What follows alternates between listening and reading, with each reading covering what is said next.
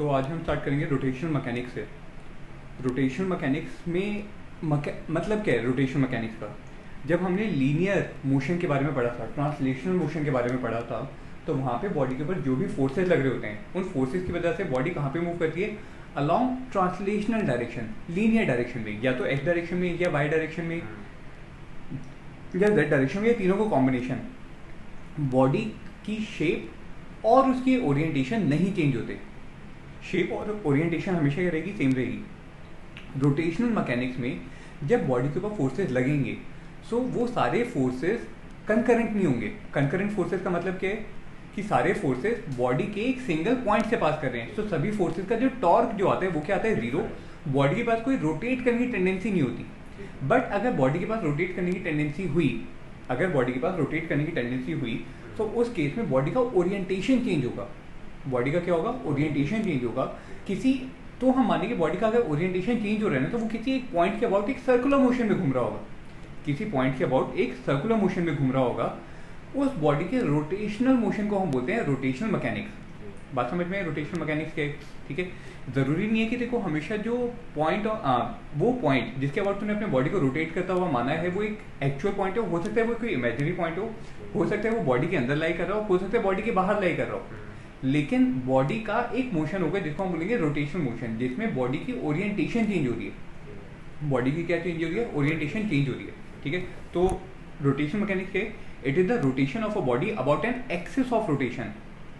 Point of rotation हो सकता है और उस पॉइंट से पास करने वाली बहुत सारी इनफाइनाइट नंबर ऑफ लाइन्स होंगी। कोई भी एक लाइन जिसके अबाउट तेरी बॉडी को रोटेट करता हुआ मान सकते हैं वो कहलाएगी axis of rotation, such that different particles from the body move in different circular path. मतलब मान ले तूने एक पॉइंट लिया इधर, this point is your point number m1, so तू बोलेगा about the axis of rotation this mass m1 is undergoing circular motion in this green coloured path. कोई दूसरा बच्चा बोलेगा नहीं, मैं तो कोई दूसरा पॉइंट ले रहा हूँ, ये वाला मास m2। सो इस मास m2 का अगर मैं एक्सिस ऑफ रोटेशन से सर्कुलर मोशन अगर देखूं, तो मास m2 का सर्कुलर मोशन इस तरीके से होगा। तो जो आपकी व्हाइट कलर की बॉडी जो है, उस बॉडी पे इनफाइनाइट नंबर ऑफ पॉइंट्स होंगे। हर पॉइंट का एक्सिस ऑफ रोटेशन के अबाउट एक सर्कुलर मोशन होना चाहिए। बात समझ में आई? जितने भी सर्कुलर पाथ जो होंगे ना, उन सबके सेंटर कहाँ पे लाई करेंगे? On the same axis of rotation. Such a motion of a body is known as rotational body. वो कौन सी बॉडी कहलाएगी? Rotational body. So rotational body में जैसे हमने ट्रांसलेशनल बॉडी के लिए बोला था मास, ट्रांसलेशनल बॉडी का मास क्या होता है? मास का मीनिंग क्या था? It is the inertia, mass inertia of the body for translational motion is defined as the resistance of the body offered against the change in its motion, change in its state of motion।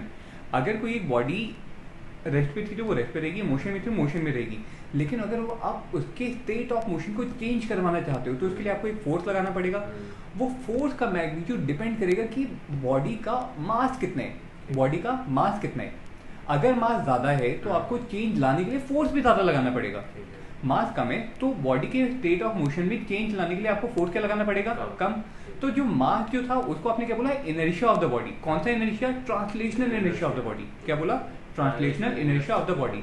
Similar to the translational inertia you have rotational inertia, जिसको हम बोलते हैं moment of inertia. क्या बोलते हैं? Moment of inertia. Inertia क्या था? मास। Moment of inertia का मतलब क्या है? Moment of torque. जब भी हम मोमेंट की बात करते हैं तो उसका मतलब होता है कि मास का या किसी भी पॉइंट का product with the product of the distance of the mass from the axis of rotation, तो वो क्या कहलाएगा? Moment of inertia. So moment of inertia को अगर हम रीड करें so it is the same property analogous to the inertia in translational motion. Translational motion के inertia का मतलब क्या है? The tendency of the body to maintain its state of motion. जैसे अगर हम इनर्शिया जब ट्रांसलेशनल मोशन में बोलते हैं तो वो होता क्या है? मास। उस मास को हमने डिफाइन कैसे किया कि मान लो आपके पास कोई एक बॉडी है जिसका मास था m, आपने इसके ऊपर फोर्स लगाया F, सो यहाँ पे जो एक्सेलरेशन जो आएगी वो कितनी आएगी? Force upon mass. एक्सेलरेशन जो आएगी वो कितनी आएगी? Force upon mass. तो यहाँ पे जब हमने एक्सेलरेशन की बात की, अगर किसी बॉडी का मास अलग अलग है तो उन सबका एक्सेलरेशन क्या आएगा? अलग अलग आएगा, लेकिन सबके ऊपर फोर्सेस सेम लग रहे हैं। सबके ऊपर फोर्सेस क्या लग रहे हैं? सेम लग रहे हैं। सो जिसका मास ज्यादा उसकी एक्सेलरेशन क्या? कम। एक्सेलरेशन होती क्या है? Rate of change of velocity, dv/dt। तो जिसका मास ज्यादा उसका rate of change of velocity क्या? कम। और वेलोसिटी क्या बताता है? State of motion. वेलोसिटी जिस डायरेक्शन में होगा उसी डायरेक्शन में तो आपका मोशन हो रहा होगा। अगर dv बाई dt कम आ रहा है, वेलोसिटी क्या है, वेक्टर क्वांटिटी। वेक्टर का मतलब इसमें दो प्रॉपर्टीज होंगी क्या, सबसे पहला तो होगा मैग्नीट्यूड ऑफ वेलोसिटी और दूसरा होगा डायरेक्शन ऑफ वेलोसिटी। अगर मास ज्यादा तो एक्सेलरेशन क्या आएगी, बोल, अगर मास ज्यादा तो एक्सेलरेशन क्या आएगी, कम। एक्सेलरेशन कम आई तो rate of change of velocity कम, मतलब मैग्नीट्यूड में भी कम चेंज आएगा और डायरेक्शन में भी कम चेंज आएगा। तो मतलब बॉडी की टेंडेंसी क्या है, अपने मोशन को ज्यादा मेंटेन करने की टेंडेंसी है। बात समझ में आई। सिमिलरली अगर हम रोटेशनल मोशन की बात करें तो वहां पे जो आपका इनर्शिया होता है ना, वो दो प्रॉपर्टीज के ऊपर डिपेंड करते हैं। क्या, अगर हम ट्रांसलेशनल मोशन में बोले तो वो सिर्फ और सिर्फ मास के ऊपर डिपेंड कर रहा था, लेकिन रोटेशनल मोशन में inertia mass as well as distribution of mass about the axis of rotation दोनों के ऊपर डिपेंड करेगा। किसके ऊपर डिपेंड करेगा, दोनों के ऊपर। सो जो इक्वेशन हमें न्यूटन सेकंड लॉ से मिलती है, वैसी ही इक्वेशन हम यहाँ पे रोटेशनल मोशन के लिए भी लिख सकते हैं, जिसमें हम क्या लिखेंगे, फोर्स को हम रिप्लेस कर देंगे टॉर्क टाउ से, मास को हम रिप्लेस करेंगे मोमेंट ऑफ इनर्शिया से, जिसको हम लिखते हैं आई, और एक्सेलरेशन, लीनियर एक्सेलरेशन को हम रिप्लेस करेंगे रोटेशनल एक्सेलरेशन अल्फा से। बात समझ में आई। So the equivalent equation for Newton second law of motion will be torque is equal to I into alpha. कितनी आएगी, torque is equal to I into alpha. या फिर आप यहाँ से लिख सकते हो कि अल्फा कितना आएगा, टॉर्क अपॉन आई। अब यहाँ पे भी आप क्या बोलोगे, वो बॉडी जिसका मोमेंट ऑफ इनर्शिया हाई उसका अल्फा कितना आएगा, कम। जिसका अल्फा कम आएगा उसका d omega by d t क्या आएगा, कम आएगा। अबे जिसका अल्फा कम उसका d omega by d t भी कम, और जिसका d omega by d t कम आया उसका मतलब क्या है कि उसका स्टेट ऑफ मोशन, कौन सा, स्टेट ऑफ रोटेशनल मोशन क्या आएगा, कम आएगा। स्टेट ऑफ रोटेशनल मोशन क्या आएगा, कम आएगा। बात समझ में आई, पक्की बात। आगे देखते हैं moment of inertia of a point mass in circular motion. एक पॉइंट मास है m, जो आपकी एक्सिस ऑफ रोटेशन से, जो गिवन एक्सिस ऑफ रोटेशन है उसके बाद रोटेट करे with constant angular velocity omega. So अगर इस पॉइंट मास का डिस्टेंस एक्सिस ऑफ रोटेशन से अगर कैपिटल आर है तो इसका मोमेंट ऑफ इनर्शिया आई कितना लिखते हो आप डायरेक्टली, एम आर स्क्वायर। कितना लिख सकते हो, M R square.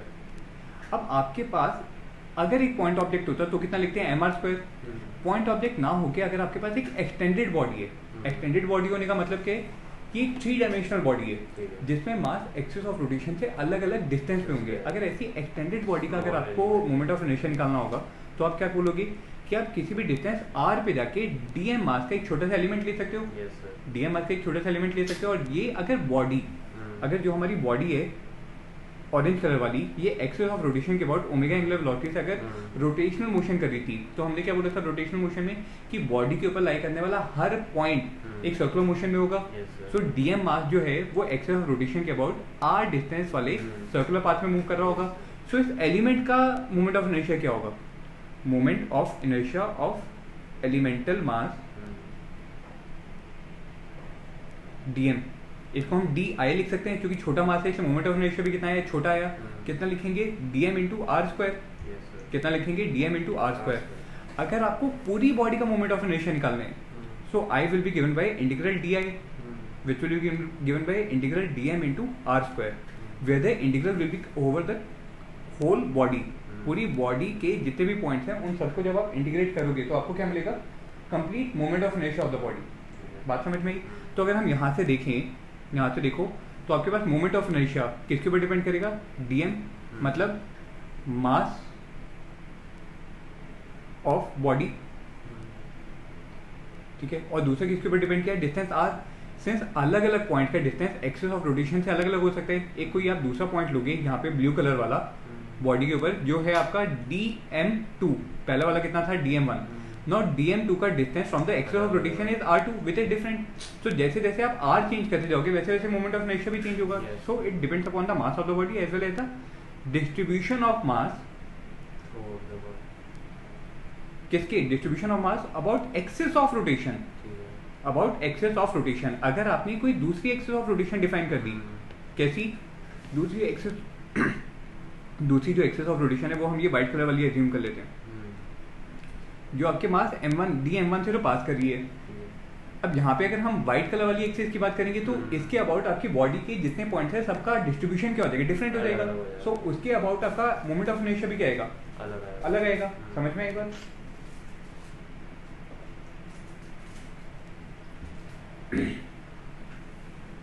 So this relation which we have developed, I is equal to integral di, which is given by integral dm r square, it is valid for, इस बात को ध्यान रखेंगे, it is valid for all rigid body. Rigid body कौन सी है? एक ऐसी बॉडी, रिजिड बॉडी कौन सी होती है? एक ऐसी बॉडी जिसमें किसी भी दो पॉइंट का डिस्टेंस, रेंडमली किसी भी दो पॉइंट के बीच का डिस्टेंस कभी चेंज नहीं होगा। वो डिस्टेंस हमेशा क्या रहेगा? फिक्स। डिस्टेंस हमेशा अगर फिक्स रहा तो आप उस बॉडी को कभी डिफॉर्म नहीं कर सकते। अच्छा। इसलिए रिजिड बॉडी को हम नॉन डिफॉर्मेबल बॉडी भी बोलते हैं। ठीक है, आगे देखो, अगर आपको रिंग का मोमेंट ऑफ इनर्शिया निकालना है, if you want to calculate the moment of inertia of ring, then what you will do कि रिंग का आपको रेडियस कितना दिया हुआ है r, और एक्सिस ऑफ रोटेशन के अबाउट ये ओमेगा एंगुलर वेलोसिटी से रोटेट करिए। So I am randomly taking any small element having a mass dm। So एक छोटे वाले मास का मोमेंट ऑफ इनर्शिया कितना आएगा? Integral dm into are square. अब अगर आप dm की जगह कोई दूसरा पार्टिकल लो, ये येलो कलर वाला पार्टिकल लो जो कितना होगा? dm2। एक आप ऑरेंज कलर वाला पार्टिकल लो जिसका मास कितना है?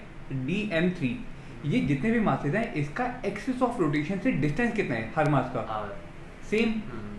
हर मास का डिस्टेंस ऑफ रोटेशन क्या है? सेम। सो जो हमारे पास आर स्क्वायर है वो इंटीग्रल साइन से क्या आ जाएगा? बाहर आ जाएगा।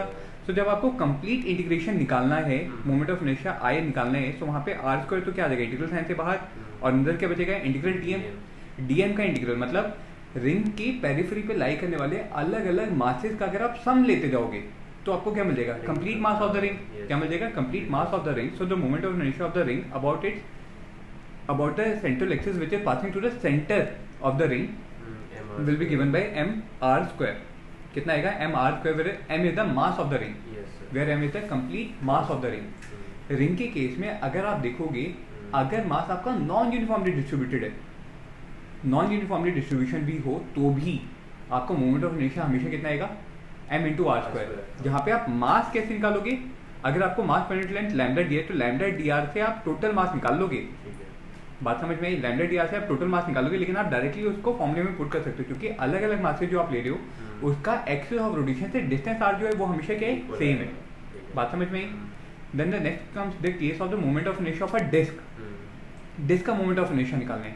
Given that the disc is rotating about an axis which is passing through the centre of disc with an angular velocity of omega, the mass of the disc is m and the radius of the disc is r। ठीक है, अब अगर हम disc में अलग अलग point का distance देखें तो वहाँ पे हर पॉइंट का डिस्टेंस डिस्क की जो एक्सिस ऑफ रोटेशन है उससे क्या आएगा? अलग। तो उस केस में हम क्या कर रहे हैं? हम एक एलिमेंटल रिंग एज्यूम कर रहे हैं। ऑरेंज कलर की हमने एक रिंग एज्यूम की। इस रिंग का distance from the axis of rotation is say for example x, और रिंग की विड्थ कितनी है? dx। विड्थ कितनी है? dx। So you may right that moment of inertia किसका ले रहे हैं? एलिमेंटल रिंग का। एलिमेंटल रिंग का अगर मैं मोमेंट ऑफ इनर्शिया लिखूं तो वो डी आई कितना होगा? dm into x square. कितना आएगा? dm into x square.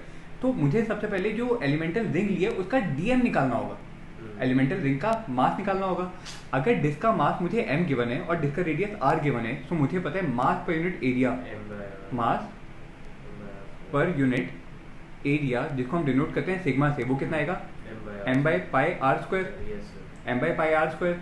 तो मुझे ये बताओ जो आपकी एलिमेंटल रिंग जो है उसका मास dm कितना आएगा?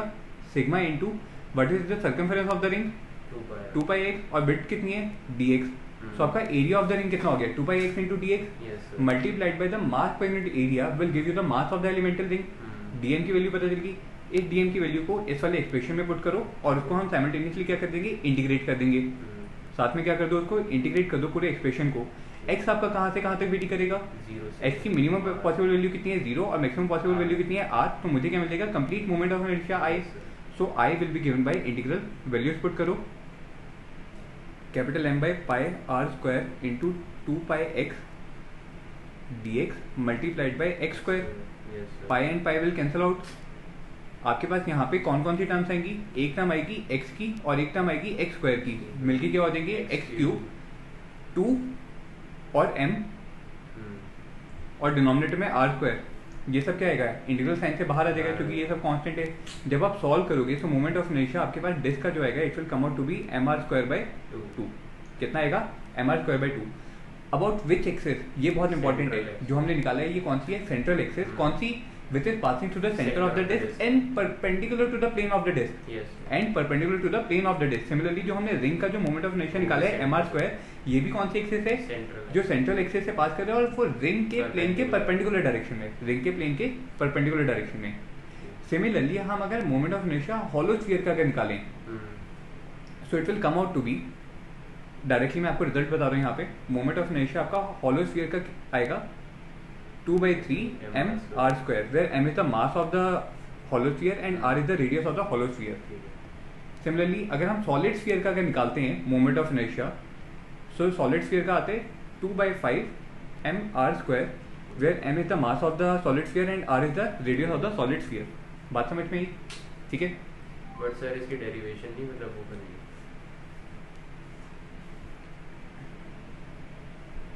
डेरिवेशन हम क्वेश्चंस में देखेंगे जहाँ पे हमारे पास मास डिस्ट्रीब्यूशन का वेरिएशन होगा, वहाँ पे हम दोनों कंसेप्ट को एक साथ समझेंगे. अब यहाँ पे देखो moment of inertia of a thin rod, हमें थिन रॉड का मोमेंट ऑफ इनर्शिया निकालना है. जो आपकी रॉड गिवन है, रॉड का मास है से for example capital N and rod की लेंथ आपको गिवन है L. Now I want to calculate the moment of inertia about the axis which is passing through the centre of the geometrical centre of the rod. तो हम क्या करेंगे, rod से किसी भी रैंडम डिस्टेंस x पे जाके dx विड्थ का एक छोटा सा एलिमेंट ले सकते हैं. dx विड्थ का एक हमने क्या लिया, छोटा सा एलिमेंट लिया. इस छोटे से एलिमेंट का मास कितना है, dm. मुझे ये बताओ, अगर मास रॉड का मास m उसकी लेंथ में डिस्ट्रीब्यूटेड है, तो हम वहाँ पे कौन सी टर्म डिफाइन करेंगे, मास पर यूनिट लेंथ, जिसको डिनोट किससे करते हैं, लैम्डा से. वो आएगा कितना, m/l. सो मुझे यहाँ से ये पता चल जाएगा कि जो मेरी बॉडी है उसका एलिमेंटल मास, एलिमेंटल मास अगर मुझे निकालना हो dm, तो वो कितना आएगा, lambda into D x. Now here I am assuming कि लैम्डा जो है इस क्वेश्चन में, तो आपके पास इस प्रॉब्लम में m/l कांस्टेंट है. अगर लैम्डा कोई मैथमेटिकल फंक्शन हुआ, तो हम उसको कैसे सॉल्व करेंगे. यहाँ पे देखो हम क्या बोलेंगे, अब हमारे पास एक dm मास आ गया, येलो कलर वाला dm मास आ गया, जो इस एक्सिस ऑफ रोटेशन के अबाउट इस सर्कुलर पाथ, येलो कलर वाले पाथ में क्या करेगा, सर्कुलर मोशन करेगा. सो मैं इसको एक पॉइंट एज्यूम कर सकता हूँ which is rotating about the given axis at an angular speed of omega. So moment of inertia elemental mass का कितना होगा, moment of inertia of elemental mass dm, बताओ कितना आएगा, di will be equal to dm into x square. कितना आएगा, dm into x square. अगर आपको कंप्लीट मोमेंट ऑफ इनर्शिया निकालना है, तो आप क्या करोगे, इसको इंटीग्रेट करोगे, तो आपको मिलेगा moment of inertia i. x की वैल्यू कहाँ से कहाँ तक वेरी करेगी, from -l/2 to positive l/2, from -l/2 to positive l/2. डालो वैल्यूज, i dm की जगह हम क्या पुट करेंगे, lambda into D X, lambda into D X into x square, where the limit will vary from -l/2 to plus l/2. अब यहाँ पे आपको ध्यान देना होगा, अगर क्वेश्चन में आपको लैम्डा फंक्शन ऑफ x दिया हुआ है, सो जो भी फंक्शन आपको दिया होगा वो आप पुट करोगे, इंटीग्रेट करोगे और सॉल्व कर लोगे. यहाँ पे इस केस में हमारे पास लैम्डा की वैल्यू कितनी गिवन है, m/l which is a constant. So in this case I am taking lambda out of the integral sign. So moment of inertia i कितना आएगा, lambda integral of X square dx from the initial limit of -l/2 to final limit of plus l/2. जब हम इसको solve करेंगे तो हमारे पास moment of inertia i कितना आएगा, ml²/12. कितना आएगा, ml²/12. बात समझ में आई? ठीक है. ये तो हमने किस एक्सिस के अबाउट निकाला, जो इसके सेंटर से पास कर रही है, जो इसके सेंटर से पास कर रही है.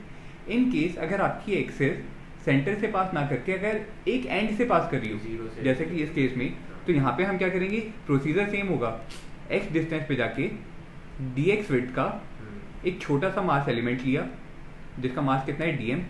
इस छोटे से मास एलिमेंट का मोमेंट ऑफ इनर्शिया di कितना लिखेंगे, इंटीग्रल dm r². फर्क सिर्फ इतना होगा कि जब आप इसको इंटीग्रेट करोगे तो वहां पे आपकी लिमिट 0 से लेके l तक की होगी. लिमिट क्या होगी, फ्रॉम 0 टू l. और जब आप इसको सॉल्व करोगे तो आपके पास moment of inertia about the end of the rod will come out to be ml²/3. कितना आएगा, ml²/3. ये कुछ ऐसे स्टैंडर्ड रिजल्ट हैं जो आपको याद रखने हैं. ठीक है. इन स्टैंडर्ड रिजल्ट को यूज करके हम बहुत इजीली अपने सारे प्रॉब्लम्स को सॉल्व कर सकते हैं. आगे देखो, next comes the axis theorem for the calculation of moment of inertia. हमारे पास दो अलग अलग एक्सिस ऑफ थ्योरम्स हैं. ये हम यूज इसलिए करते हैं क्योंकि हमें बहुत सारे रिजल्ट जो हैं वो बॉडी के सेंट्रल पॉइंट से पास करने वाली एक्सिस के अबाउट हमें पता होते हैं. लेकिन न्यूमेरिकल प्रॉब्लम में ज़रूरी नहीं है कि वो हर बार आपसे उसी एक्सिस के अबाउट मोमेंट ऑफ इनर्शिया पूछे.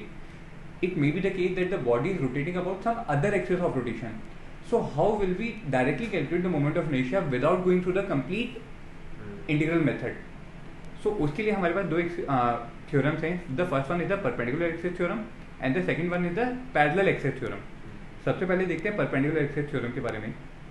तो इसमें आपको एक पॉइंट ये ध्यान रखना कि जो आपकी परपेंडिकुलर एक्सिस थ्योरम है this is only applicable for the laminar bodies. Laminar bodies मतलब 2 डायमेंशनल बॉडी. तो ऐसी आपके पास एक 2 डायमेंशनल बॉडी है. इस बॉडी का हमें z एक्सिस के अबाउट मोमेंट z, y और x एक्सिस के अबाउट इन तीनों के बीच में एक रिलेशन फाइंड आउट करना है. So if we will assume any small mass dm located here. Diagram में देखो dm मास कहाँ पर है, किसी रैंडम लोकेशन पर है, जिससे उसका y एक्सिस से जो डिस्टेंस जो है, y एक्सिस से डिस्टेंस जो है दैट इज y. इसका x एक्सिस से जो डिस्टेंस जो है वो डिस्टेंस कितना है, sorry this distance will be x, this distance will be y, और ये वाला डिस्टेंस कितना आएगा r. से फॉर एग्जांपल ये वाला डिस्टेंस कितना आया r. ठीक है. सो आप x स्क्वायर और y स्क्वायर में एक रिलेशन लिख सकते हैं that x square plus y square should be equal to r square, x square plus y square should be equal to r square. पूरी इक्वेशन को मल्टीप्लाई कर दो आप dm से. सो आप क्या लिखेंगे, dm x square plus dm y square should be equal to dm r square. अब अगर आप इन तीनों एक्सप्रेशन को इंटीग्रेट करो तो ये बताओ dm x स्क्वायर आपको क्या बताएगा, moment of inertia of the body about the x axis. y square क्या बताएगा, moment of inertia about the z axis, sorry y axis. और dm r स्क्वायर क्या बताएगा, moment of inertia about the z axis, क्योंकि m point का distance z axis से कितना हो गया r. ठीक है. तो dm x स्क्वायर की इंटीग्रल की जगह आप क्या लिख लेंगे, i x plus i y will give you i z. So this is the perpendicular axis theorem. क्या बोलती है कि आपकी परपेंडिकुलर एक्सिस के अबाउट जो मोमेंट ऑफ इनर्शिया जो होगा it will be equal to the sum of the moment of inertia of the body about the 2 axis which are in its own plane. x axis और y axis आपकी body के plane में होनी चाहिए. तो उन दोनों एक्सिस के अबाउट जो आपका मोमेंट ऑफ इनर्शिया जो आएगा उनका सम किसके अबाउट है, उसका सम किसके इक्वल आएगा, third axis which is perpendicular to the plane of the body and passing through the intersection of the 2 axis and passing through the intersection of the 2 axis. ये बात समझ में आई परपेंडिकुलर एक्सिस थ्योरम की. पक्का. आगे देखो, इसकी एग्जांपल देखो. जैसे हमने रिंग का जो हमारी पिंक कलर वाली एक्सिस है जिसको अब तक हम z एक्सिस जो डिफाइन कर रहे हैं, this is my z axis. इस z एक्सिस के अबाउट मोमेंट ऑफ इनर्शिया कितना लिखा था हमने रिंग का, बताओ. i z कितना लिखा था, m r square. Now if I want to calculate the moment of inertia of the same ring about the y axis और about the x axis, so आप क्या बोलोगे, रिंग जो है वो एक सिमेट्रिकल बॉडी है. अगर ये सिमेट्रिकल बॉडी है सो इसका moment of inertia about the x axis और the y axis both will be same. दोनों के आने चाहिए, सेम आने चाहिए.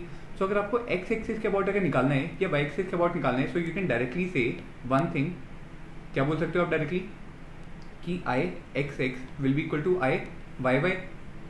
x एक्सिस का मतलब क्या है, moment of inertia about the x x axis. y y का मतलब क्या है, moment of inertia about the y y axis. या तो डबल x लिख लो या सिंगल x लिख लो, उससे कोई फर्क नहीं पड़ता. That is only a way to denote. अब अगर दोनों की वैल्यूज इक्वल हैं then you will say from perpendicular axis theorem I x plus I y की वैल्यू किसके बराबर होनी चाहिए, आई जेड. लेकिन I x is equal to I y, so twice of I x should be equal to I z. So I x कितना आएगा, I Z upon 2. I z कितना है, M R square. So I Z upon 2 कितना आएगा, M are square by 2. So the moment of inertia of the ring about the 2 axis which are in its own plane कितना आएगा, M are square by 2. समझ में आया. Similarly disc का बताओ. Disc का moment of inertia about the Z axis कितना निकाला था, एम आर स्क्वायर बाई 2. सो दो एक्सिस रेड कलर वाली और ऑरेंज कलर वाली जो हमारी गिवन पिंक वाली एक्सिस से क्या है परपेंडिकुलर डायरेक्शन में, इसके अबाउट बताओ कितना आएगा, एम आर स्क्वायर बाई 4. चूंकि in this case also I X X will be equal to I Y Y because of which I X will be equal to I Y which will come out to be I Z by 2, कितना आ जाएगा वो M R square by 4। समझ में एक बात। Rectangular plate की बात करते हैं। सो रेक्टेंगुलर प्लेट का moment of inertia, rectangular plate का मोमेंट ऑफ इनर्शिया कितना आते हैं अबाउट दिस। यहाँ पे भी हम तीनों एक्सेस डिफाइन कर देते हैं पहले। This is your X axis, then you have your Y access,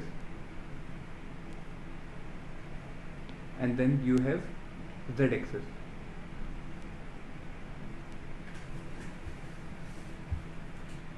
ठीक है, इसको देखो कैसे हम कैलकुलेट करेंगे। हमारे पास यहाँ पे रॉड थी, ये वाली रॉड थी। इस रॉड का अपनी सेंट्रल एक्सिस के अबाउट कितना आया ml स्क्वायर बाई 12। अगर सेम रॉड को, ये जो हमारे पास रॉड है, इस ये रॉड थी हमारी, और जो हमारी ये वाली पिंक वाली एक्सेस है, ये एक्सेस अगर हमारी सेंट्रल एक्सेस रही होती, ठीक है। अच्छा, अगर इस रॉड को इन केस अगर मैं एक्सटेंडेड बॉडी में बना दूं इस तरीके से, तो भी इसका मोमेंट ऑफ इनर्शिया जो आता है वो सेम रहता है। तो भी इसका मोमेंट ऑफ इनर्शिया जो आएगा वो क्या रहेगा, सेम। सो अगर इसकी ये वाली विड्थ कितनी भी हो उससे फर्क नहीं पड़ेगा। जो हमारी लेंथ है वो लेंथ कितनी थी, L। सो लेंथ जो है वो कौन L लेंथ थी। सो इस L लेंथ की वजह से बॉडी का मोमेंट ऑफ इनर्शिया जो आएगा अबाउट द सेंट्रल एक्सिस कितना आएगा, वो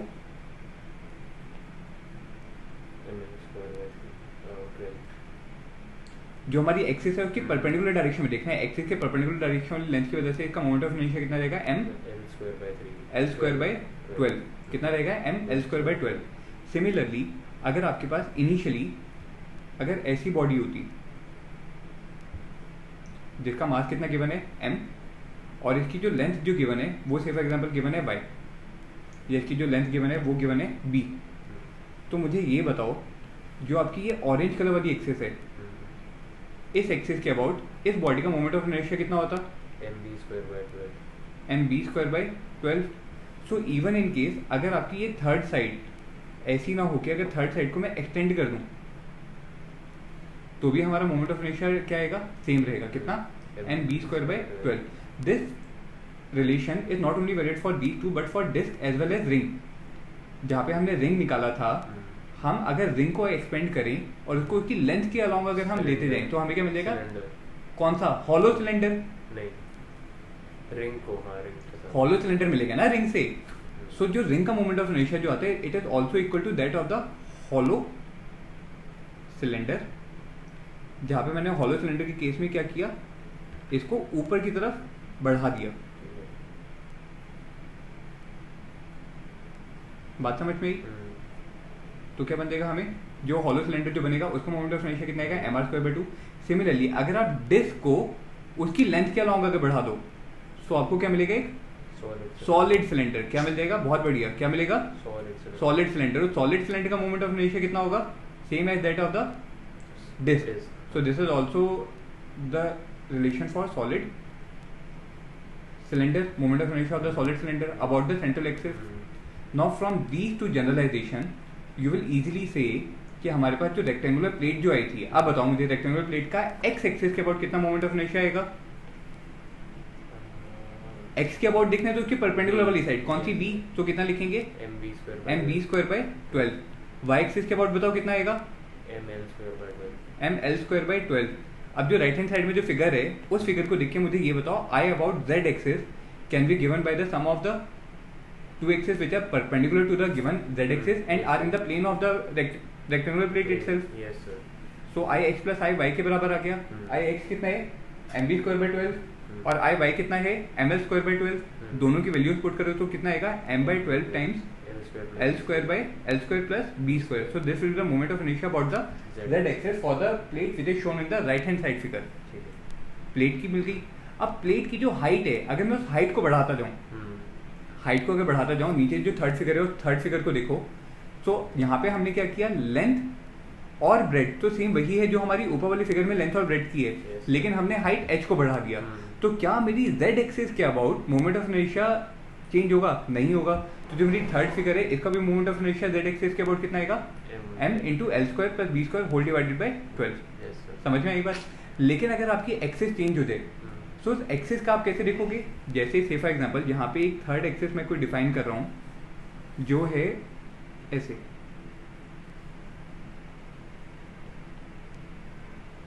समझ में आई? ये वाली एक्सिस के अबाउट बॉडी रोटेट कर रही है which is perpendicular to the front face और वो पीछे वाले फेस से निकल गई। सो यहाँ पे आपके लिए क्रिटिकल डायमेंशन कौन सी हैं? फ्रंट फेस की। क्रिटिकल डायमेंशन जो है वो कौन से फेस की हैं? फ्रंट फेस की डायमेंशन है ना। तो फ्रंट फेस के लिए आप दो एक्सिस चूज करो। एक एक्सिस कौन सी चूज करेंगे आप? ये येलो कलर की पहली एक्सिस, और दूसरी एक्सिस आप चूज कर लो ये ग्रीन कलर वाली, ठीक है। And both the axis are passing through the central face. Done. अब मुझे ये बताओ जो मेरी येलो वाली एक्सिस जो है ना उसको मैं एक्सिस नंबर 1 बोल रहा हूँ। उसको क्या नाम दिया मैंने? एक्सिस नंबर 1, क्योंकि वो कोई भी रैंडम एक्सिस हो सकती है। सो this is my axis number 1। और जो मेरी ग्रीन कलर वाली एक्सिस है उसको मैंने क्या नाम दिया? Axis number 2। और जो मेरी ब्लू कलर वाली एक्सिस है वो कौन सी हो गई फिर? मेरी axis number 3। Now what is the moment of inertia of the body about the axis number 1? हमें क्या करना है? जो एक्सिस है उसकी परपेंडिकुलर वाली डायरेक्शन देखनी है। एक्सिस 1 की परपेंडिकुलर वाली डायरेक्शन कौन सी होगी? h। तो कितना आएगा? m h square by 12। फिर अगर मैं एक्सिस नंबर 2 की बात करूं तो सेकंड के परपेंडिकुलर वाली कौन सी है? Length l। तो वो कितना आएगा? m l square by 12। तो मुझे ये बताओ आपकी थर्ड एक्सिस I3 कितना आएगा? m by 12 into H square plus L square. समझ में आया कैसे आप डायरेक्टली निकाल सकते हो? पक्की बात। आगे रेट बढ़े। The second comes your parallel axis theorem. दूसरी वाली कौन सी आपकी? Parallel axis theorem. Parallel axis theorem की अगर हम बात करें तो this theorem is valid for each and every shape of the body. Now here I am defining two axis. पहली एक्सिस जो है ग्रीन कलर वाली जो आपके बॉडी के सेंटर ऑफ मास से पास कर रही है और गिवन बॉडी के परपेंडिकुलर डायरेक्शन में। यहाँ पे परपेंडिकुलर हो या ना हो उससे कोई फर्क नहीं पड़ेगा। हमें देखना क्या है कि सेंटर ऑफ मास से पास करने वाली एक्सिस होनी चाहिए। उस एक्सिस के अबाउट जो मोमेंट ऑफ इनर्शिया है वो आपको गिवन है IC। सेंटर ऑफ मास से पास करने वाली जो आपकी एक्सिस है उससे पास उसके अबाउट मोमेंट ऑफ इनर्शिया कितना है? XC। Now you have any random axis Z axis. दूसरी एक्सिस कौन सी है? Z axis. सो अगर आपको moment of inertia Z axis के अबाउट निकालना है so it will be given by IC, moment of inertia about the axis which is passing through the center of mass, plus the distance between the two axes is, say for example r, so you will add plus m r square where m is the mass of the body, where m is the complete mass of the body। ठीक है, इसका हम proof नहीं देख रहे directly. Result जो है ये आपको इम्पोर्टेंट है result. So using these now let us try to calculate the moment of inertia of the ring about an axis which is perpendicular to the plane as shown। कौन सी axis के about? जैसे अगर मैं इस pink वाली axis के about अगर मोमेंट ऑफ इनर्शिया की बात करूं सो वो कितना आता है रिंग का? m r square by 2 where m is the mass of the ring and r is the radius of the ring। if you want to calculate the moment of inertia of the ring about this axis which is passing through the edge, इस वाली axis के about बताओ moment of inertia कितना आएगा? I dash कितना हो जाएगा? 3m। Since ring का सेंटर ऑफ मास उसके ज्योमेट्रिकल सेंटर से ही पास कर रहे थे तो आपको जो यहाँ पे जो वैल्यू जो दी हुई है जो आपको यहाँ पे वैल्यू दी हुई है वो आपको ऑलरेडी कौन सी दी हुई है? I about centre of mass. So I dash कितना होगा? I dash will be given bye, बोलो, I dash will be given bye IC plus m r square. IC कितना है? m r square by 2। और जितनी भी आपके पूरी बॉडी का जो मास है वो कितना है? m। And what is the distance between the two axes? r। So you will write m r square. तो टोटल कितना आएगा? 3/2 m r स्क्वायर। कितना आएगा? 3/2 m r स्क्वायर। जो राइट हैंड साइड में फिगर है उसका बताओ। उस वाले का हमारी जो एक्सेस है ऑरेंज कलर वाली एक्सेस उसके बाद हमने मोमेंट ऑफ इनर्शिया ऑलरेडी कितना निकाला था? m r स्क्वायर बाई 2 निकाला था। Now I want to calculate the moment of inertia about this axis, red colour axis which is parallel to my yellow colour axis. ये हमारी yellow colour वाली axis के already के parallel है। ठीक है, दोनों एक्सिस के बीच का डिस्टेंस कितना होगा? r। तो मुझे ये बताओ इस एक्सिस के अबाउट अगर आप आई डबल डैश अगर निकालते हो तो कितना आएगा वो? 3/2 अब यहाँ पे भी जो आपको आई जो दिया हुआ है ना ये वाला, ये आपके बॉडी के सेंटर ऑफ मास से तो पास कर ही रहे। Yes sir. So this is I C dash. ठीक है। सी डैश क्यों लिखा? क्योंकि वो दूसरे प्लेन में है। तो आई डबल डैश कितना आएगा? I C dash plus M R square. तो बताओ वैल्यू कितनी आएगी? पुट करो values. 3/2 mr²। So this is already m are square. तो आपके पास है एम आर स्क्वायर बाय 4 था। So this is M are square by 4 plus M R square. Total कितना देगा? 5/4 एम आर स्क्वायर। कितना देगा? 5/4 एम आर स्क्वायर। बताओ same disc के लिए वही दो एक्सेस में डिफाइन कर रहा हूँ। One axis which is passing through the edge and another axis which is passing through this edge. बताओ जो हमारी पिंक वाली एक्सेस है डिस्क के केस में, पिंक वाली एक्सेस, उसके अबाउट मोमेंट ऑफ इनर्शिया कितना आता है? M R square by 2। This is central axes. सो जो ब्लू वाली एक्सेस है मेरी, इस ब्लू वाली एक्सेस के about moment of inertia I dash अगर लिखेंगे तो वो कितना होगा? I c plus M R square, where r is the distance between the two bodies, between the two axes. Sorry यहाँ पर ICMR² नहीं आएगा कहाँ पे? रिंग के केस में। हाँ sorry, good good good good. So this will be this, so this will be 2 M are square. ठीक है। यहाँ पर mr²/2 आएगा।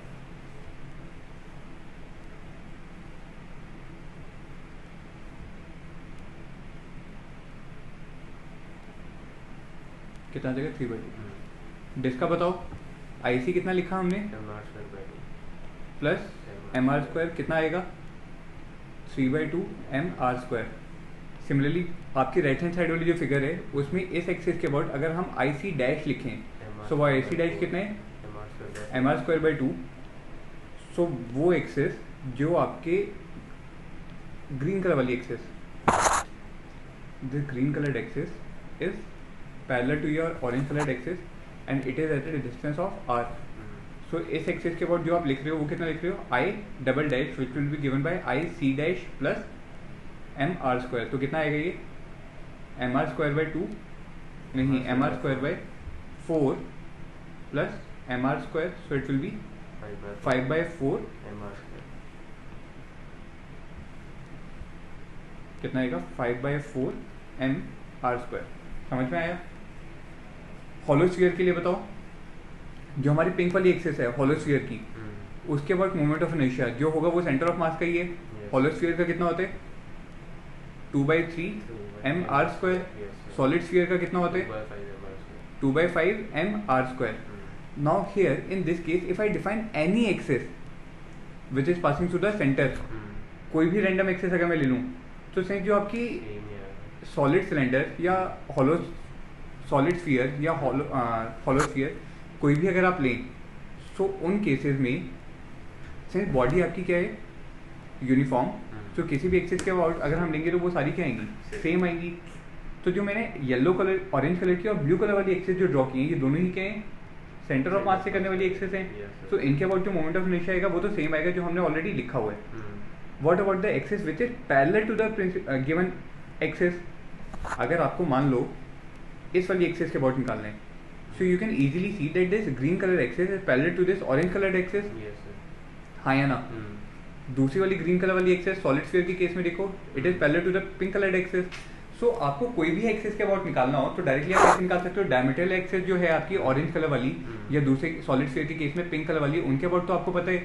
सो यहाँ पे अगर इस वाली एक्सेस के अबाउट अगर आप निकालोगे तो कितना लिखोगे? Moment of inertia about the central axes I c plus M R square. So इस केस में कितना आएगा? 5/3 एम आर स्क्वायर। इस वाले केस में बताओ कितना आएगा? 7/5 एम आर स्क्वायर। इसमें एम ही आएगा मास, मतलब अगर रिंग के केस में लेंगे सेम ही आएगा। रिंग का टोटल मास तो एम ही है ना? तो उसका अच्छा, हाँ ठीक है। जब हमने रिंग का निकाला था वहां पे हमने ये चीज तो बोली, रिंग का भी जब निकाला था तो हमने यहाँ पे टोटल मास ही तो लिया है। Yes sir. ये थोड़ी देखा कि मास का डिस्ट्रीब्यूशन कैसे है। हाँ। वो डेरिवेशन जब हम करते हैं तो डेरिवेशन के अंदर ऑलरेडी इंक्लूड हो जाते हैं कि मास का डिस्ट्रीब्यूशन दूसरी एक्सिस के अबाउट कैसा होगा, वो ऑलरेडी हमारी डेरिवेशन में इंक्लूड होके हमें ये वाला रिजल्ट मिला। ठीक है। समझ में आया? पक्का? आगे बढ़े। So next comes your radius of gyration. Radius of gyration क्या होता है बताओ?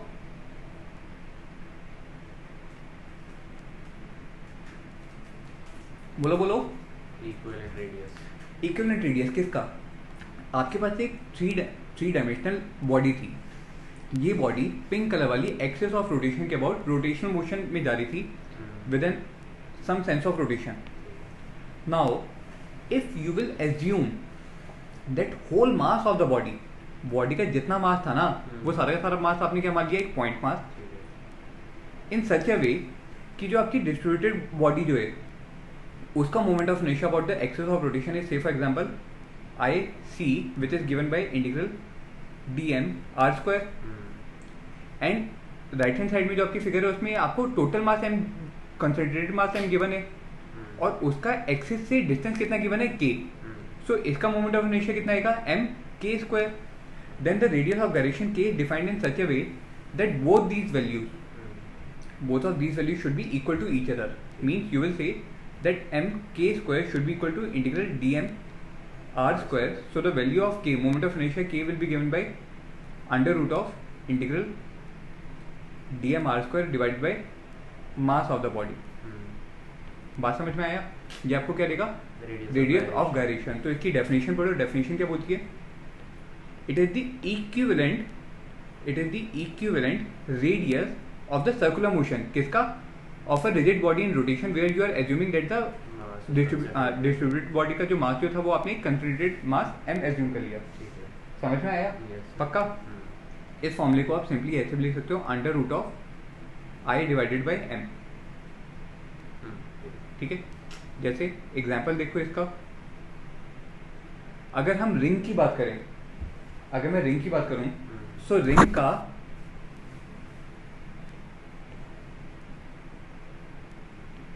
Moment of inertia of ring कितना होता है? I m are square. So इसका रेडियस ऑफ गायरेशन अगर मुझे निकालना हो, लेकिन रेडियस ऑफ गायरेशन निकालते वक्त आपको एक चीज का ध्यान रखना है. क्या? कि radius of gyration is given axis of rotation के लिए.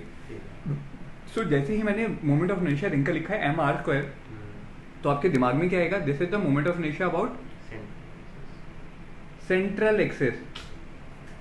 सेंट्रल एक्सिस का मतलब क्या है? वो एक्सिस जो रिंग के सेंटर ऑफ मास से पास कर रही है और रिंग के प्लेन के परपेंडिकुलर डायरेक्शन में. सो उस एक्सिस के लिए रेडियस ऑफ गायरेशन k की वैल्यू अगर आपको निकालनी होगी तो वो कितनी होगी? Under root of i by M.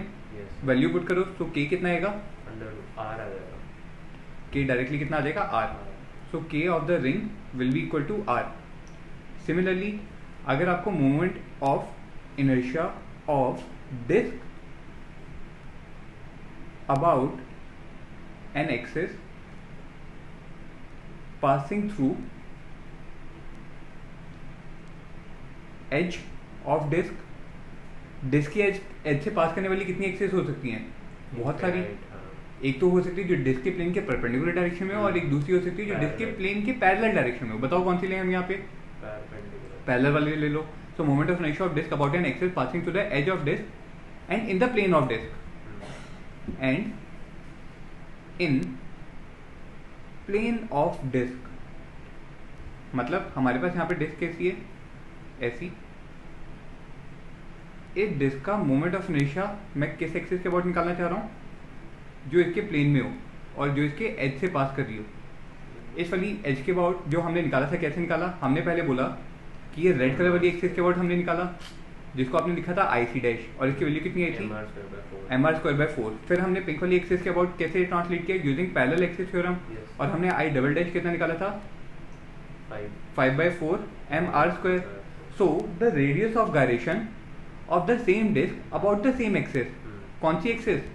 About the axis which is passing through the edge of the disc and in the plane of the disc. इस के अबाउट जो आपका रेडियस ऑफ गायरेशन जो निकलेगा, रेडियस ऑफ गायरेशन जो आएगा k, वो कितना लिखोगे? Under root of i by M. So it will be under root of 5 by 4 M are square by M. M and M will cancel out. So यहाँ से आपको k की value कितनी मिलेगी? Under root of 5 by 4 R square, जिसको आप क्या लिख सकते हो? Under root 5 r by 2. समझ में आया? Radius of gyration. So radius of gyration आपको जिस एक्सिस के अबाउट निकालने हैं उस एक्सिस के अबाउट पहले आप मोमेंट ऑफ इनर्शिया निकालोगे। ठीक है। उस मोमेंट ऑफ इनर्शिया को निकालने के अलग अलग मेथड है, either using the integral method or using the perpendicular axis theorem or using the parallel axis theorem। Moment of inertia निकल गया, उसको मास m से डिवाइड कर दो और उसका अंडर रूट ले लो तो आपको क्या मिल जाएगा, रेडियस ऑफ गायरेशन के। ठीक है, आओ पहला क्वेश्चन देखो। In this case you are given two different bodies, एक तो है आपके पास रॉड अपने एंड के अबाउट रोटेशनल मोशन में है, और रॉड के दूसरे एंड पे एक सॉलिड स्फीयर है जिसका मास m और रेडियस r गिवन है। आपको एक कंप्लीट सिस्टम का मोमेंट ऑफ इनर्शिया निकालना है अबाउट दिस पिंक एक्सिस। ठीक है, सो आप बोलोगे moment of inertia of the system I will be equal to the sum of the moment of inertia of the two bodies I1 plus I2, जहाँ पे I1 किसका है, या इसको I1 प्लस I2 ना लिख के इसको रॉड और स्फीयर लिख लो। Moment of inertia of the rod and moment of inertia of the sphere. ठीक है, रॉड का देखो हम कैसे यूज करेंगे, जब आपको मोमेंट ऑफ इनर्शिया रॉड का निकालना है तो सबसे पहले तो moment of inertia of the rod about the central axis about the centre of mass plus mass of the rod into L/2 का होल स्क्वायर। किसका स्क्वायर करेंगे, distance of the centre of mass from the axis of rotation. Distance of centre of mass from the axis of rotation is m into L/2 का whole square. तो बताओ ये कितना आएगा, ml square by 12 plus ml square by 4। तो solve करके कितना आएगा ये, ml स्क्वायर बाई 3, जो हमने निकाला भी था इंटीग्रल मेथड से। उसको हमने यहाँ पे पैरेलल एक्सिस थ्योरम से भी यूज करके किया। कैसे किया, रॉड के एंड के अबाउट अगर हमें निकालना था तो हमने पहले निकाला रॉड का moment of inertia about the centre of मास, जो हमें पता है कितना होता है, ml square by 12 plus mass into distance का स्क्वायर। और वो डिस्टेंस किसका लेते हैं, सेंटर से, सेंटर ऑफ मास का डिस्टेंस, सेंटर ऑफ मास का distance from the axis of rotation. If this distance is x, so you will instead of this term आपने क्या लिखा होगा, m x स्क्वायर, जहाँ पे x की वैल्यू कितनी डाली, L/2। वो आपको ज्योमेट्री से देखना होगा। रॉड का निकल गया। सिमिलरली अगला बताओ स्फीयर का, moment of inertia of the sphere will be given by moment of inertia of the sphere about an axis which is passing through the center of mass plus mass into distance of the center of mass of the sphere from the axis of rotation। इस case में कितना है वो, L square. कितना है, L, क्योंकि जो आपका सॉलिड स्फीयर है उसका सेंटर ऑफ मास कहाँ पर है, एक है ज्योमेट्रिकल सेंटर पे, और ज्योमेट्रिकल सेंटर का distance from the axis of rotation is L। Values put करो, सॉलिड स्फीयर का moment of inertia about the centre of mass is 2/5 m r square plus m l square। This is the moment of inertia of the sphere about the rotational axis. तो total moment of inertia कितना आएगा, दोनों का addition, so I will come out to be ml square by 3 plus 2/5 m r square plus m l square. ठीक है, solve करके आपको final answer मिल जाएगा। समझ आया। अगला क्वेश्चन देखो, यहाँ पे आपको गिवन है moment of inertia of the half disc of radius r2 from which a smaller half disc of radius r1 is cut. आपको आउटर रेडियस कितना गिवन है, r2, और उसमें से आपने एक छोटा इनर रेडियस r1 को क्या कर दिया, सब्ट्रैक्ट कर दिया।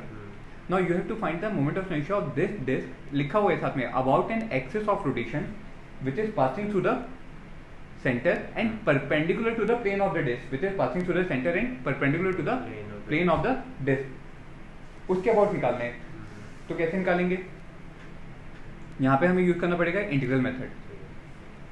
तो हम बोलेंगे कि सेंटर से किसी रैंडम डिस्टेंस x पे जाओ, वहां पे एक एलिमेंट लेंगे, वहां पे जाके हमने एक एलिमेंट लिया, और x डिस्टेंस पे जाके dx विड्थ का हमने एलिमेंट लिया। x डिस्टेंस पे जाके dx विड्थ का हमने ये पिंक कलर वाला एलिमेंट लिया। ठीक है, अच्छा आपको अगर टोटल मास, जो सॉलिड वाला व्हाइट वाला जो पोर्शन है उसका टोटल मास अगर हम मान लें m, उसका टोटल मास अगर हम मान लें कितना, m, सो मास पर यूनिट एरिया सिग्मा आपको पता है कितना होगा, m upon pi r2 square minus r1 square. कितना आएगा, m upon pi r2 square minus r1 square. Now the element having a thickness of dx, इस एलिमेंट का आप बताइए, सॉरी मास कितना आएगा, 2m upon pi into r2 square minus r1 square, क्योंकि आपकी हाफ डिस्क है, हाफ है ना, तो कितना लिखोगे, अपॉन 2। ठीक है, अब जो आपका एलिमेंट जो है, जो आपने पिंक कलर वाला एलिमेंट माना है, इसका मास ऑफ द एलिमेंट कितना मान रहे हैं, dm, वो कितना आएगा, सिग्मा इंटू बोलो dx। Pi X into D X. 2πx अगर हम लेते तो वो कितना हो जाता, पूरे कंप्लीट रिंग का सर्कमफेरेंस, लेकिन हमने कितना लेना है, हाफ, तो हमने कितना लिया, pi X into D X. Value put करो, so it will be equal to 2m upon pi r2² minus r1² into pi X D X. Pi की टर्म आपकी दोनों साइड क्या हो जाएगी, कैंसिल आउट हो जाएगी। ये तो हमें मिला dm।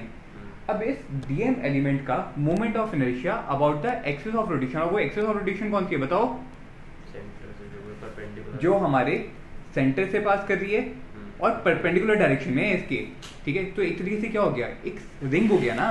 जो आपकी पिंक वाली जो एलिमेंट जो है ये क्या है, हाफ रिंग। हाफ रिंग का भी moment of inertia full ring के बराबर ही आएगा। So you will write moment of inertia of element about axis of rotation कितना आएगा, di which will be given by dm into x²। अगर आपको कंप्लीट बॉडी का निकालना है तो आप क्या करोगे,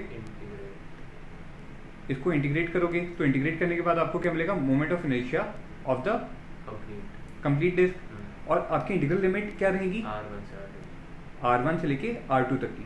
कितनी रहेगी, r1 से लेके r2 तक की।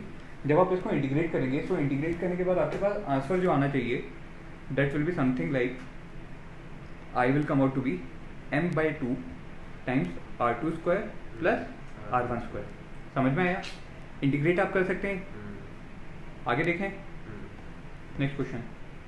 इन this question you are given that you have to find the moment of inertia of a cylinder of mass m, radius r and length l about an axis which is passing through its center and perpendicular to its axis। जो हमने पहले जो निकाला था cylinder का moment of inertia, वो कौन सी एक्सिस के अबाउट था, देखो इधर डायग्राम में देखो, आपके पास एक ऐसा सिलेंडर गिवन है, these are the two ends of the cylinder. जो हमने पहले जो निकाला था that was about this axis, pink coloured axis. अगर ये सॉलिड सिलेंडर होता, सॉलिड सिलेंडर ही हम यहाँ पे अज्यूम कर लेते हैं, सॉलिड सिलेंडर का इस पिंक कलर वाली एक्सिस के अबाउट कितना आता, जो एक डिस्क का आता। एक्सिस के परपेंडिकुलर डायरेक्शन में हमें सिर्फ और सिर्फ अपना क्रॉस सेक्शन देखना है। क्रॉस सेक्शन कैसा है, डिस्क का कितना आता है, mr²/2। सो सॉलिड सिलेंडर का इस पिंक वाली एक्सिस के अबाउट कितना आएगा, mr²/2। लेकिन क्वेश्चन में उसने आपको बोला है जो सिलेंडर के सेंटर से पास करे और वो सिलेंडर की एक्सिस के परपेंडिकुलर डायरेक्शन में हो। ग्रीन कलर वाली एक्सिस के अबाउट निकालना है। कौन सी एक्सिस के अबाउट निकालना है, ग्रीन कलर वाली एक्सिस के अबाउट। तो इसके अबाउट कैसे निकालोगे, हम बोलेंगे कि हमारी जो गिवन एक्सिस है ना, यहाँ से हम x डिस्टेंस पे गए और x डिस्टेंस पे जाके dx विड्थ का हमने एक छोटा सा डिस्क वाला एलिमेंट मिल जाएगा हमें, हाँ या ना, ऐसे एक डिस्क वाला एलिमेंट मिलेगा। x डिस्टेंस पे जाके विड्थ कितनी ली हमने, dx। आपको मास पर यूनिट लेंथ पता है, या डिस्क अगर हम लेंगे तो मास पर यूनिट क्या पता है आपको, यहाँ पे आपको साथ में ये देखना होगा कि सिलेंडर किस टाइप का है। दो अलग अलग केसेस बन सकते हैं, या तो सिलेंडर आपका हॉलो हो सकता है या सॉलिड हो सकता है। इन this case let us assume that the cylinder is hollow cylinder. तो हमारी जो एलिमेंट जो बनेगी वो कैसे बनेगी, रिंग एलिमेंट होगा। रिंग का जितना भी मास है वो कहाँ पे कंसंट्रेटेड रहा होगा, उसकी लेंथ में कंसंट्रेटेड रहा होगा। तो सबसे पहले तो हम mass per unit length of the cylinder निकालें, mass per unit length of cylinder. तो वो लैम्डा कितना आएगा, m/l। तो अब जो आपके पास रिंग वाला एलिमेंट जो मिला, इस एलिमेंट का मास ऑफ एलिमेंट dm, बताओ मास ऑफ एलिमेंट dm कितना आएगा, lambda into dx, lambda into dx आएगा। कैसे, लैम्डा को हमने m/l क्यों लिखा, क्योंकि हमने रिंग ली, मास जो है वो वैसे तो आपके पूरे सिलेंडर की कर्व सरफेस एरिया पे डिस्ट्रीब्यूटेड है। कर्व सरफेस एरिया कितना होता है उसका, 2πrl।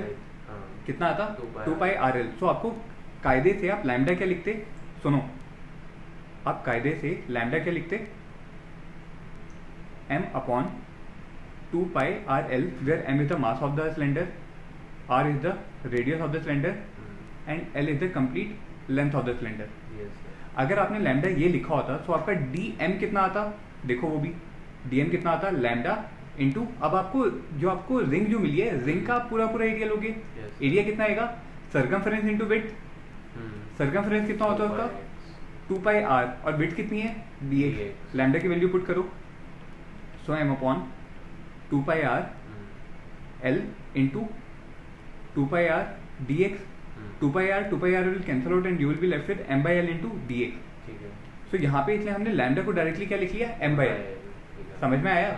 अगर आप डायरेक्टली नहीं लिखना चाहते तो आप ये वाला बड़ा वाला एक्सप्रेशन भी लिख सकते हो, कोई दिक्कत नहीं है, आंसर यहाँ से भी आएगा. समझ में आया. मास ऑफ द एलिमेंट कितना निकला, लैम्डा इंटू डी एक्स. अब रिंग क्या है, ये एक रिंग है. रिंग का आपको कौन सी एक्सिस के अबाउट मोमेंट ऑफ इनर्शिया पता होना चाहिए पहले. जब आप इसमें पैरेलल एक्सिस थ्योरम लगाओगे तो सबसे पहले आप निकालोगे रेड वाली एक्सिस के अबाउट. रिंग का रेड वाली एक्सिस के अबाउट मोमेंट ऑफ इनर्शिया कितना होगा, ऐसे कहते हैं यहाँ पे एक्सिस की नेमिंग कर देते हैं ताकि कंफ्यूजन ना हो. This is my axis 1 1 and the axis about which I need to find is 2 2.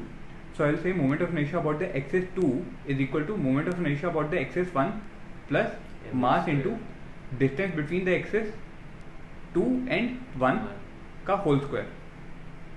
समझ में आई बात. ऐसे ही लिखेंगे. बताओ moment of inertia of the ring about the axis 1 mr square by 2, क्योंकि वो क्या है प्लेन में है. पिंक कलर वाली एक्सिस के अबाउट अगर मुझे रिंग का निकालना होता तो वो कितना निकलता है mr स्क्वायर. रेड कलर वाली के अबाउट कितना निकल गया mr स्क्वायर बाय 2. रिंग थी इसलिए हमने क्या लिख दिया dm, dm r square by 2 plus mass of the ring कितना dm, डिस्टेंस कितना है x स्क्वायर. समझ में आई बात. ठीक है. ये तो निकला di2 निकला. बात समझ में आई. जो एलिमेंटल रिंग जो मानी है उसका moment of inertia about the original axis. ठीक है. अगर आपको कंप्लीट निकालना है तो बताओ कंप्लीट के लिए आप क्या करोगे, इस एक्सप्रेशन को इंटीग्रेट कर दोगे. इस एक्सप्रेशन को क्या करोगे, इंटीग्रेट करोगे. और इंटीग्रेट कहां से कहां तक के लिए करेंगे,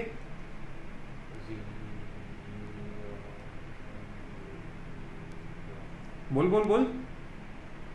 सिंस जो आपकी एक्सिस 2 है वो कौन सी है, सेंटर पॉइंट से पास कर रही है ना, तो एक्स आपका -l/2 से लेके +l/2 तक वेरी करेगा. From -l/2 to +l/2. Expression put करो. इंटीग्रल ऑफ dm की जगह हम क्या पुट करेंगे, m by l dx. So it will B mr square by 2 dx plus m by l x square dx. नहीं समझ में आया कैसे डाला, ये वाला पोर्शन देख देख देख दोबारा देख. सबसे पहले तो di2 के इंटीग्रल को तो हमने लिख लिया i2.